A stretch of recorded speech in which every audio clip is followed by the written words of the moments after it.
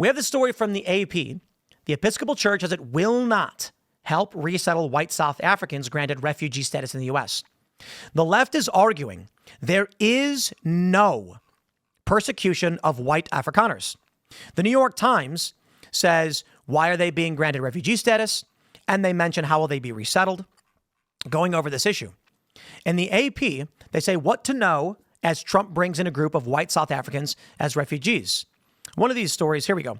Sorry, it wasn't the New York Times, it was the AP. South Africa says there's no persecution.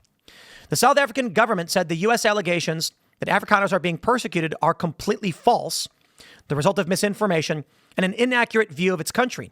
It cited the fact that Afrikaners are among the richest and most successful people in the country and said they are amongst the most economically privileged. Afrikaners are the descendants of mainly Dutch and French colonial settlers who first came to South Africa in the 17th century. So they're saying it's not actually happening. But the issue that I see, my friends, is that you can certainly point to the fact that indeed many of the wealthiest people in the country are white and have been white. There are many poorer people who have no means to travel, no means to leave, and no means to defend themselves from violent crimes. So we are going to pull in a political activist and an individual with firsthand experience, Ernst Roots. Let me see if I can get this pulled up for you guys right here as we enter into this video.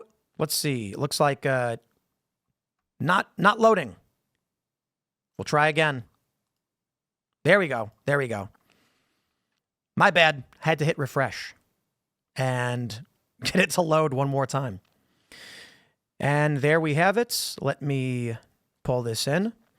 And sir, can you hear me? Yes, I can hear you. Welcome. Do you want to introduce yourself for those that are not familiar with you and your work? Oh, well, thank you very much. Thank you for having me on the show. So I'm Ernst Roots. I am the executive director of a newly established institution in South Africa called the Pioneer Initiative. And the Pioneer Initiative is an institution that seeks to, or that pushes for political reform in South Africa to work towards a more decentralized political system, to get the government closer to the people, and to give the various or the variety of communities that live in South Africa a much higher degree of self-governance over their own affairs. So other than that, I'm an author, I'm a documentary filmmaker, and I'm a scholar in constitutional law. So I assume you were there in South Africa now? Yes, I'm speaking to you from Pretoria, the capital city in South Africa. Oh, right on, right on. I guess my first question before we go into all the hard details, are there concerns that you have about speaking politically on these issues, particularly related to the persecution of white farmers and things like that? I mean, could you get in trouble for this stuff? Well, I want to say no, according to the legal system and the fact that we have freedom of speech in South Africa. But to a certain extent, the answer is yes, we are concerned about speaking about this because the South African government and people within political parties, major political parties, including within the ruling party in South Africa, those in power, have recently started to declare that people who speak out against what is happening in South Africa are committing high treason and should be prosecuted for high treason. So several complaints of high treason has already been filed, although the names of the people who are being investigated for high treason, as far as I know, hasn't been disclosed. I believe that it is 4 of my colleagues who from another institution who recently went to America to talk about problems in South Africa. So there are these threats of prosecuting people for committing high treason for doing, for example, what I'm doing with you right now, talking about the crisis in South Africa. This is what I was concerned about in having this conversation because, you know, I'm nowhere close to any kind of expert on South Africa, but I've probably read a bit more than the average person. As I had met someone from South Africa 25 years ago, got me interested in what had been happening to your country since the end of apartheid, and obviously with apartheid too. My first question then, just to get into the thick of things, you know, the United States is bringing in some refugees. Is there a persecution or discrimination against white people in South Africa? It's undoubtedly the case, and it's really alarming the extent to which minorities in South Africa, but especially white people, and you could add especially the Afrikaner people, the Afrikaans speaking, broadly speaking, the Afrikaans speaking white community, or the Boers, as we are also known, are being persecuted. And when we say persecuted, we mean that this is happening on a variety of levels. The one and the most obvious is through legislation. So, South Africa, as we speak, is, as far as we could determine, the country in world history with the most discriminatory race laws. There are more than 140 race laws currently in place in South Africa that seek to discriminate against, especially white people. But that's just one way of looking at the extent to which there is persecution. Other than the laws that we have in place currently and the racially discriminatory laws, there is a very aggressive push by the ruling party in South Africa to erode the property rights clause in the South African Constitution, to empower the state to confiscate private property without compensation. They call this EWC, expropriation without compensation. And they have made it very clear that they want to take property that belongs to white people. But that's just one way. And then we have South Africa as a violent country in general, and we have a variety of problems when it comes to violent crime. One of these problems is a very particular and a very unique problem, which is the targeting of farmers through what we call farm attacks or farm murders. And it's not just farmers being attacked and killed, but being tortured and in the most grotesque ways you can imagine. But then on top of that, what we have is politicians, very influential politicians, openly chanting chants such as kill the Boer, kill the farmer, talking about how minority communities have to be exterminated and so forth. And then we have the president defending them. We have the justice system defending them, with the court, for example, recently ruling that there's nothing wrong with chanting kill the Boer, kill the farmer at a political rally. And then we can go further than that when we talk about persecution. We can give examples of, for example, the former president publicly saying that everything that is wrong with South Africa and that is wrong in South Africa should be blamed on white people, publicly saying that a democracy works like this. If you are part of the minority, you should have fewer rights than the majority. The Wow. current president going on to an international platform in New York City saying that there are no farm killings in South Africa, there's no land grabs, and so forth. So just blatantly lying. And then publicly talking about how property has to be confiscated from white people and given, as he says, to our people. So we have the president of the country using the term our people to refer to a very particular section of society. And these are just a few examples. If we can elaborate on the extent to which minorities are being targeted in South Africa. Well, I've read a lot of stories about these farm killings. The press in the United States, particularly right now, the Associated Press, when they ran a story saying what you need to know about these refugees, they said South Africa says there currently isn't a persecution of white people. And many of these outlets are saying that the farm killings are unrelated to land expropriation. So have there been any instances where white farmers were killed specifically because of their land, or how does that work? What's going on there?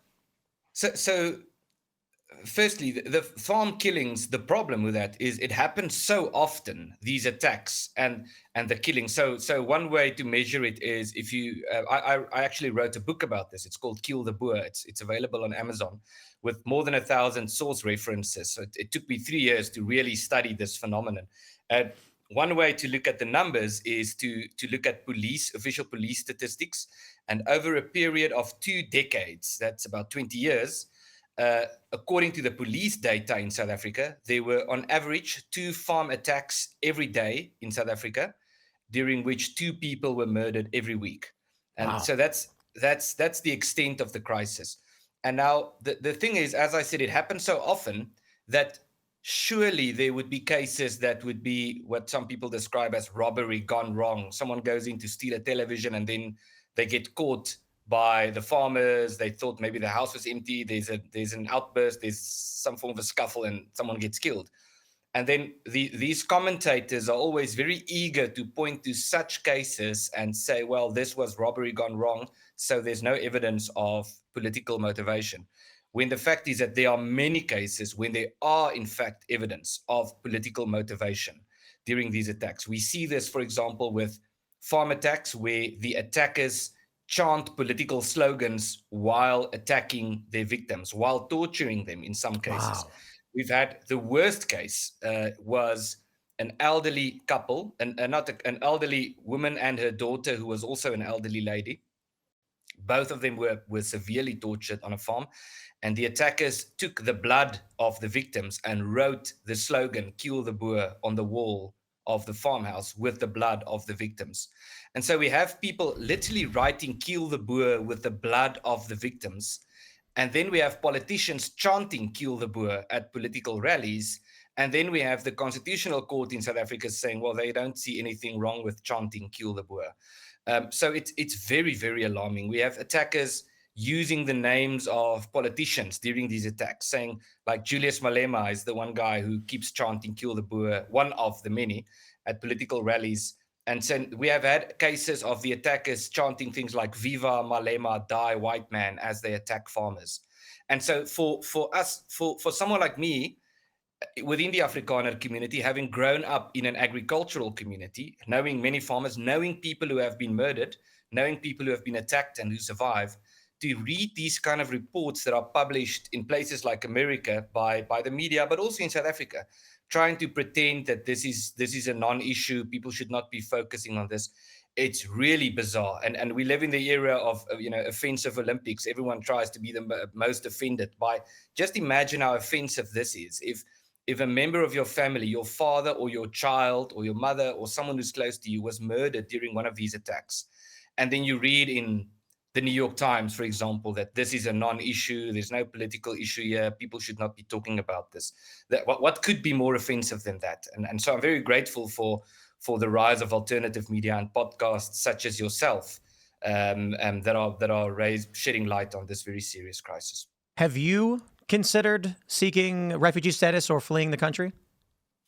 No, and this is a very important point, that we have a very rich history, the Afrikaner people in this country. We arrived, the settlement, the first settlement that eventually led to what you could say origins of the Afrikaner people, was in 1652.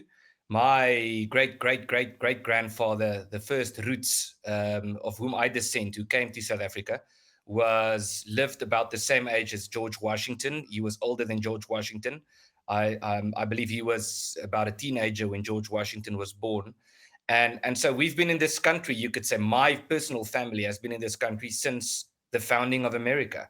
And we have a very rich history. We've had many existential crises because we're a small nation, and small nations often face existential crises. And we face one now. And there are people who want to leave the country. And we believe if it's possible for them to go, it's good if they have the opportunity to go.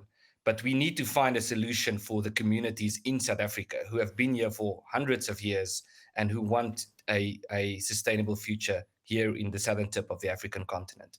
I'm going to assume on this next question that I'm not nearly informed enough to have this opinion, just to be honest.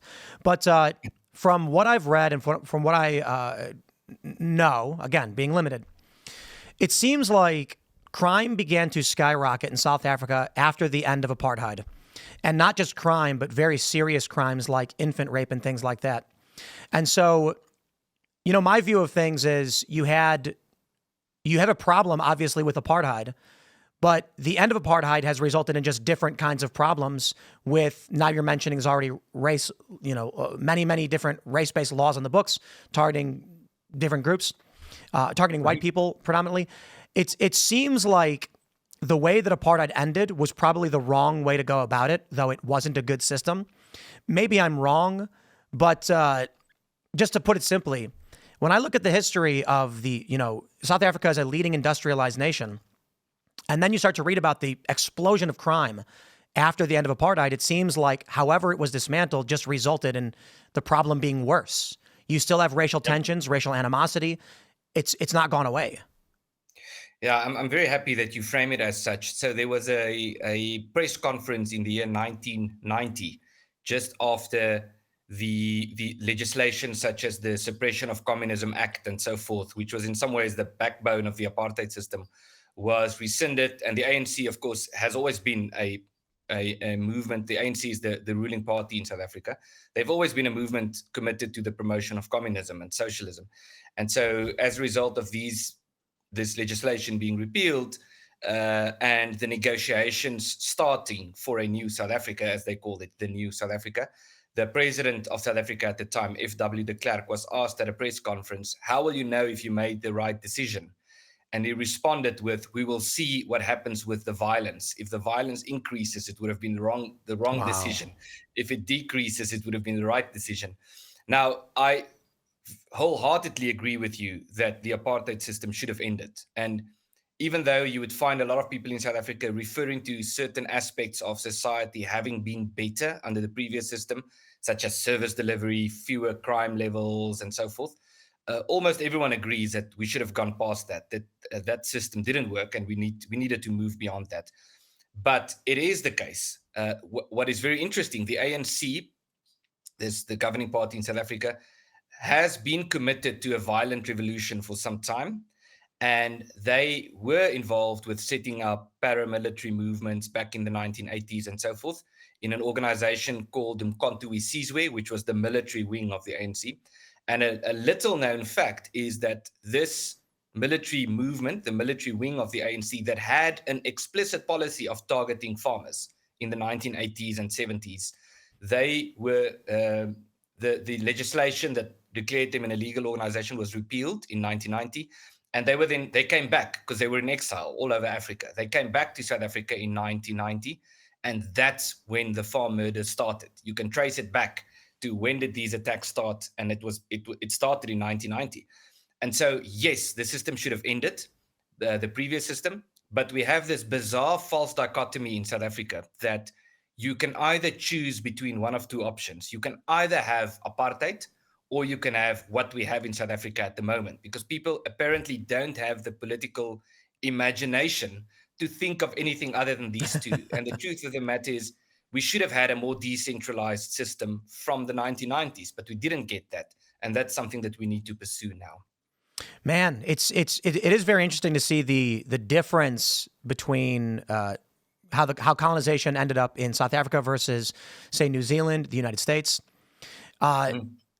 You know, my view largely right now is the system of segregation that you guys had.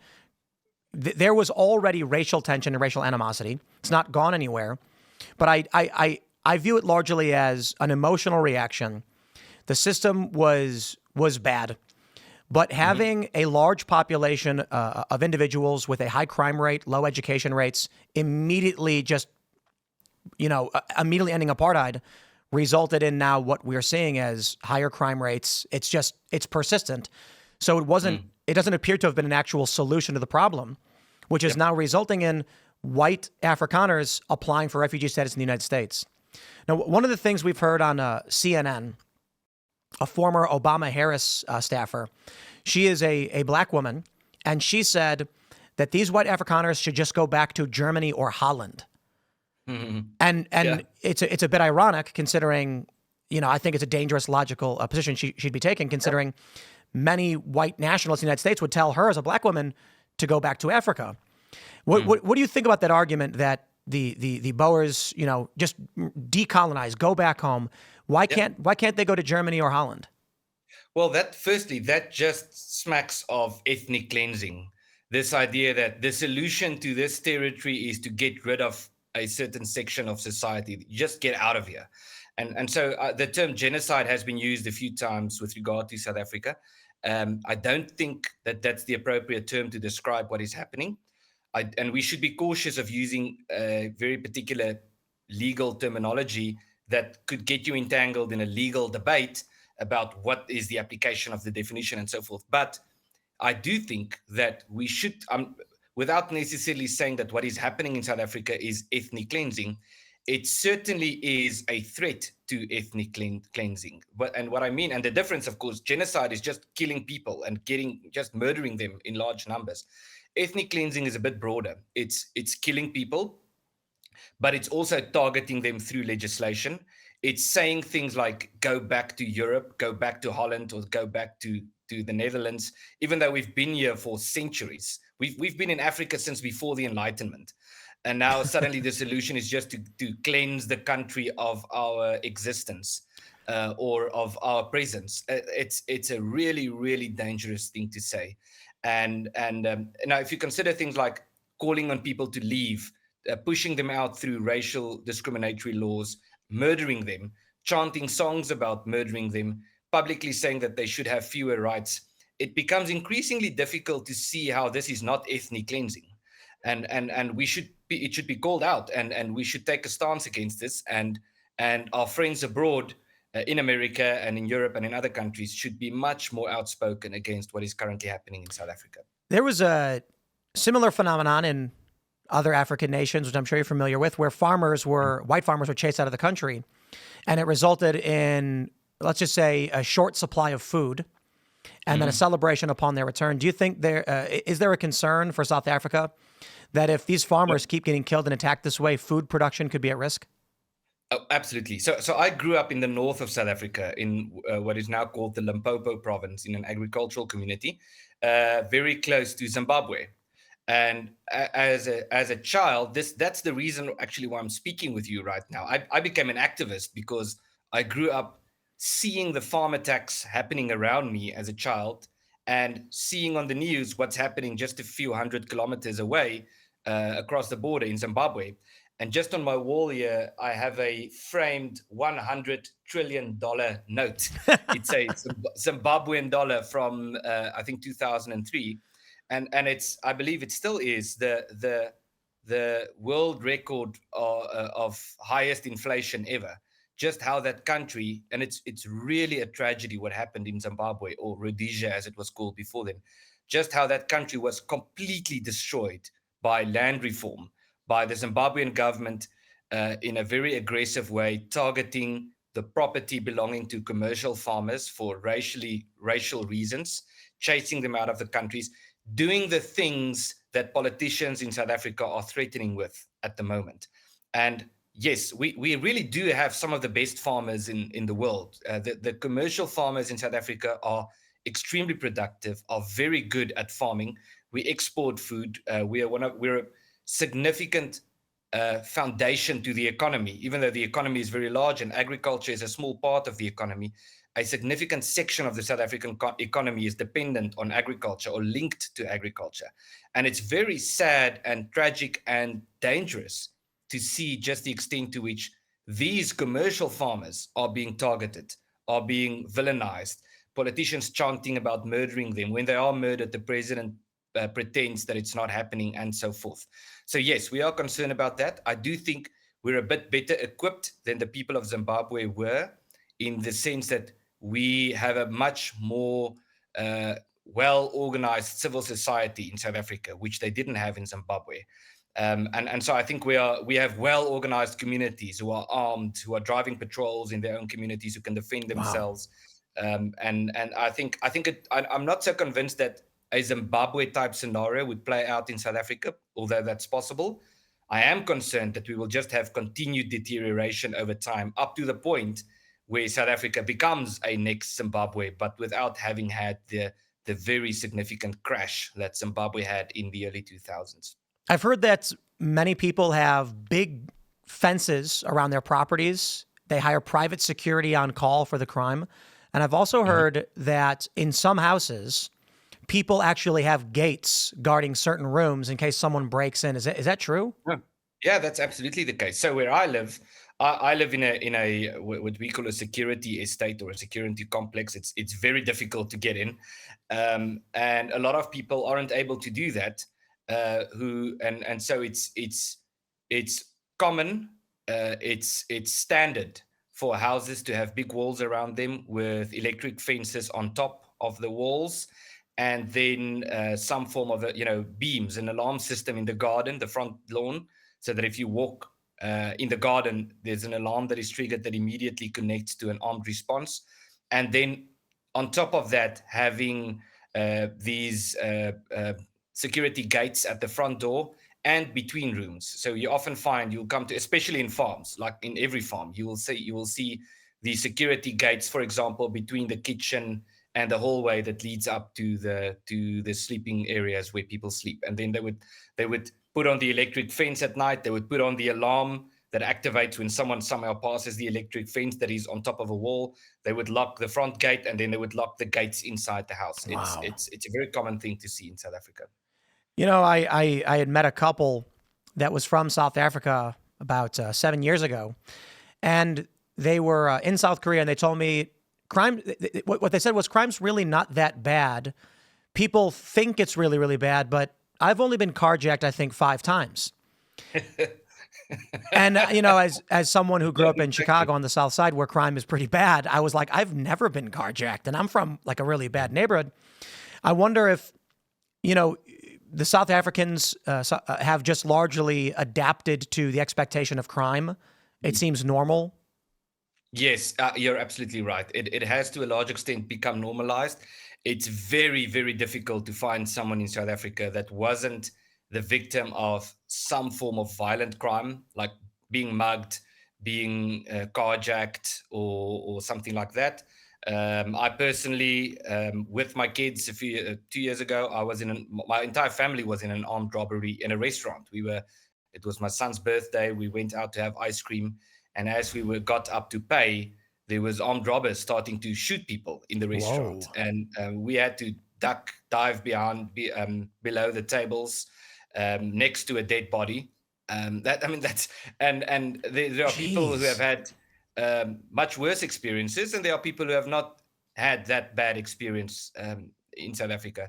But it has become normalized. We do have, you could say, islands of safety, like the security estates. There are certain neighborhoods that are quite safe, very comparable to European cities. I live in Pretoria, the capital city. I mean, I drive around every day, but you do know that there are certain areas that you have to avoid. There are certain streets that you have to avoid, and you don't want to be driving around at night, especially in some areas where you would be almost guaranteed to be a victim of crime. But broadly speaking, it's certainly a problem. Well, my last question for you is, what can people in the United States do, a different country? Yeah, I'm happy that you asked that. So we have just started this new initiative. I mean, I've been involved in this for decades, but we're starting a new initiative now that we are calling the Pioneer Initiative. It's sort of a preliminary organization that will take on a more final form in the coming days. And I'd really want to encourage people watching this, if they support the idea that South Africa needs systemic reform to support the Pioneer Initiative. And so what we mean when we say systemic reform is the problems that we experience in South Africa today are not simply a result of the fact that the wrong person is the president of the country or the wrong party won the election. It's because of underlying systemic problems with the political system that is detached from reality. So we need a political system that is more realistic, that is more in tune with reality. And the reality in South Africa is that it's a very diverse country with a variety of communities that see things differently in many ways. And it's not necessarily because one is right and one is wrong, but because of different cultures, different languages, traditions, and so forth. And so what South Africa needs is a decentralized political system with higher levels of self-governance for the different communities living in South Africa, as opposed to this very strong centralized socialist government. And that's what we're going to promote, what we are promoting with the Pioneer Initiative. And if people want to support that, we would really welcome that. Right on. Ernst, where can people find you? So we're on social media, all the big platforms under my name, Ernst Roots. But then also the Pioneer Initiative is easy to find. I'm sure if people just Google Pioneer Initiative, they'll find it. But other than that, if they want to go to the URL directly, it's pioneerinitiative.org.za. ZA is the abbreviation for South Africa. Right on. Well, thank you so much for the insight. Thanks for hanging out and letting us know what was going on. Thank you very much. Also for speaking about this. I appreciate it. Yeah, absolutely. Take care. Thank you. Thank you.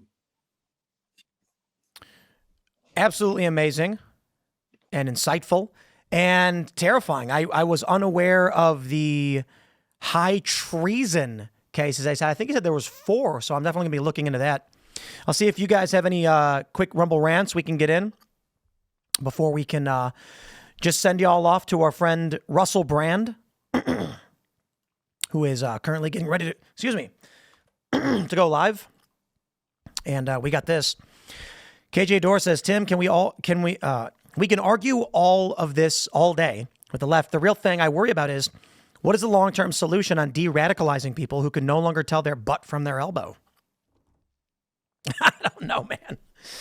I was thinking about what's going on in South Africa. And, as Ernst is speaking, I don't care which group of people is being targeted and killed based on their race. That's all bad. If we're looking at what's going, like Boko Haram, for instance, we all generally find it bad that there's a group of people that is killing even black children. It's not a race thing, but to the left it is. To the left it is, and that makes it a challenge for all of us when we want a working solution for South Africa. I don't care if they're black or white or whatever, but the problem is you have deep racial animosity that's not going anywhere. How do we solve for that? The media is going to claim that nothing bad is happening to white people. White people are oppressors. They're going to claim that white people have everything, despite the fact that most poor people in the United States are white. Because to them, white is rich. A white homeless man has more power than Oprah Winfrey. It makes no sense. I just want people to be able to live their lives. Don't commit crimes against other people. Do the right thing. Have a family. Enjoy some wings and a nice slice of pizza while watching the game. Be it an Asian person, a black, a Mexican, Latino, whatever. Now, I don't know how we solve for it, my friends, but I have long heard about the stories of South Africa, so I hope for them the best, and it is sounding pretty sad.